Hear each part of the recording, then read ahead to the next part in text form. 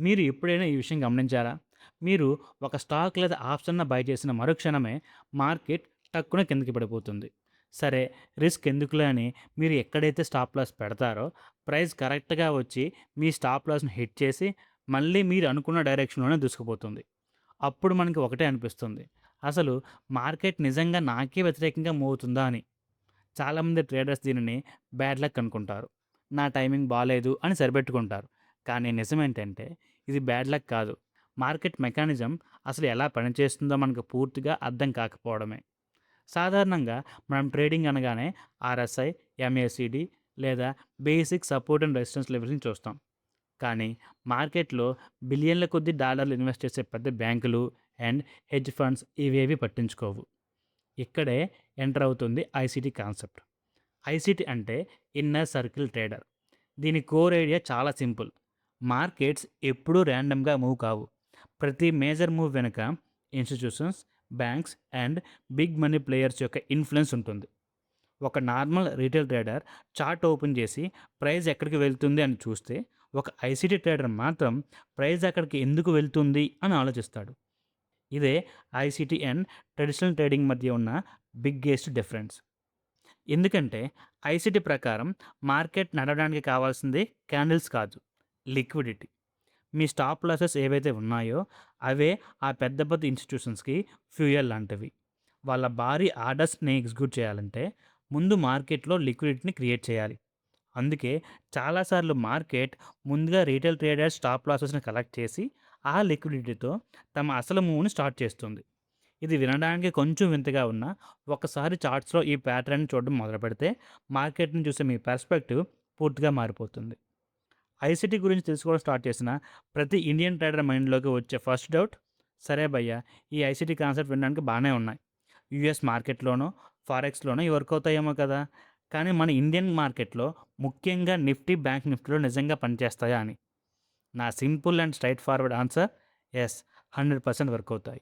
కానీ ఎలా వర్క్ అవుతాయి?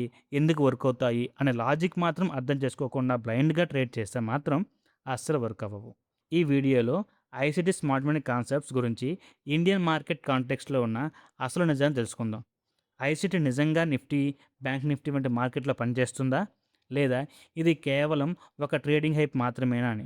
అలాగే ఐసీటీ నేర్చుకున్న సమయంలో చాలామంది ఇండియన్ ట్రేడర్స్ చేసే కామన్ మిస్టేక్స్ ఏవి? ఈ ప్రశ్నలన్నిటికీ సమాధానం ఈ వీడియోలో స్టెప్ బై స్టెప్‌గా తెలుసుకుందాం. కాబట్టి వీడియోని ఎక్కడా స్కిప్ చేయకుండా చివరి వరకు చూడండి. ఫ్రెండ్స్, ఒక విషయం మాత్రం క్లియర్‌గా తెలుసుకోవాలి. ఐసీటీ అనేది నిఫ్టీ కోసమో, బ్యాంక్ నిఫ్టీ కోసమో లేదా కరెన్సీ కోసమో డిజైన్ చేసిన ఏదో ఒక కస్టమైజ్డ్ స్ట్రాటజీ కాదు. ఐసీటీ యొక్క కంప్లీట్ ఫౌండేషన్ దేని మీద డిపెండ్ అయ్యి ఉంటుందో తెలుసా? Institutional money behaviour. మార్కెట్‌లో ఉండే పెద్ద పెద్ద ప్లేయర్స్ అంటే మన FIs, DIs, big hedge funds లేదా బ్యాంక్స్, వీళ్ళు ఎక్కడ ట్రేడ్ చేసినా వీళ్ళ భారీ ఆర్డర్స్ ఎగ్జిక్యూట్ అవ్వడానికి ఒకే ఒకటి కావాలి. అదే లిక్విడిటీ. మార్కెట్ ఎప్పుడు ఆ లిక్విడిటీ వైపు మూవ్ అవుతుంది. ఐసీటీ అనేది ఆ లిక్విడిటీ ఎక్కడుందో ఆ బిగ్ ప్లేయర్స్ యొక్క ఫుట్ ప్రింట్స్‌ని చార్ట్‌పై ఎలా గుర్తించాలో నేర్పించే ఒక బ్యూటిఫుల్ ఫ్రేమ్‌వర్క్ అంతే. ఇక మన ఇండియన్ మార్కెట్స్ విషయానికొస్తే ముఖ్యంగా బ్యాంక్ నిఫ్టీకి ఐసీటీ కాన్సెప్ట్ అనేది దేవుడిచ్చిన వరం లాంటివి. ఎందుకంటే బ్యాంక్ నిఫ్టీలో ఉండే వాలటిలిటీ అండ్ లిక్విడిటీ చాలా ఎక్కువ. ప్రతి వారం జరిగే వీక్లీ ఆప్షన్స్ ఎక్స్‌పైరీ వల్ల ఇన్‌స్టిట్యూషన్స్ యాక్టివిటీ ఇక్కడ విపరీతంగా ఉంటుంది. దీనివల్ల ప్రతి సెషన్ యొక్క హైస్ అండ్ లోస్ చుట్టూ క్లియర్ లిక్విడిటీ పూల్స్ ఫామ్ అవుతాయి. ఐసీటీ ట్రేడర్స్ చార్ట్‌లో వెతికేది కూడా ఇదే. నిఫ్టీ 50లో కూడా ఇదే జరుగుతుంది.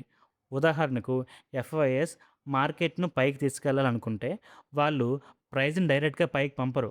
ముందుగా కింద ఉన్న సెల్ సైడ్ లిక్విడిటీని ఒక రేంజ్‌లో స్వీప్ చేస్తారు. అందరూ స్టాప్ లాసెస్ కొట్టేస్తారు. ఆ తర్వాతే అసలైన అప్ మూవ్ స్టార్ట్ అవుతుంది. ఐసీటీ ఫ్రేమ్‌వర్క్ తెలిస్తే ఇలాంటి ట్రాప్‌లను మనం ముందే ఐడెంటిఫై చేయొచ్చు. ఇప్పుడు మన మార్కెట్‌లో ఉండే ఒక ఇంట్రెస్టింగ్ సీక్రెట్ చెప్తాను వినండి. మన మార్కెట్ మార్నింగ్ 9:15కి ఓపెన్ అవుతుంది కదా! మార్కెట్ ఓపెన్ అయిన ఫస్ట్ 30-45 మినిట్స్ మీరు చార్ట్‌ని గమనిస్తే అవి pure ICT text book example లాగా కనిపిస్తాయి. యెస్, ప్రీవియస్ డే హై లేదా లో పైన స్టాప్ హంట్స్ జరగడం, liquidity grabs, fair value graph feel అవ్వడం లేదా ఒక ఆర్డర్ బ్లాక్‌ని రీటెస్ట్ చేయడం, ఇవన్నీ మార్కెట్ ఓపెనింగ్ సెషన్‌లోనే క్లియర్‌గా కనిపిస్తాయి. అందుకే ఎక్స్‌పీరియన్స్‌డ్ ఐసీటీ ట్రేడర్స్ ఈ ఓపెనింగ్ టైమ్‌ని అస్సలు మిస్ అవ్వరు. అయితే ఇక్కడ నేను మీకు ఒక హానెస్ట్ ట్రూత్ చెప్పాలి. ఐసీటీ అనేది ఏదో రాత్రికి రాత్రి మిమ్మల్ని కోటీశ్వరులను చేసే మ్యాజిక్ ఫార్ములా కాదు. ఈ లెవెల్ దగ్గర బై చేయాలి, ఆ లెవెల్ దగ్గర సెల్ చేయాలి అని చెప్పే ఒక మెకానికల్ సిస్టమ్ అస్సలు కాదు. ఇది ఒక ఫ్రేమ్‌వర్క్. అంటే ఇద్దరు ఐసీటీ ట్రేడర్స్ ఒకే చార్ట్ చూసినా వాళ్ళ ఎక్స్‌పీరియన్స్‌ని బట్టి డిఫరెంట్ ఆర్డర్ బ్లాక్స్ లేదా డిఫరెంట్ లిక్విడ్ జోన్స్‌ని ఐడెంటిఫై చేసే ఛాన్స్ ఉంది.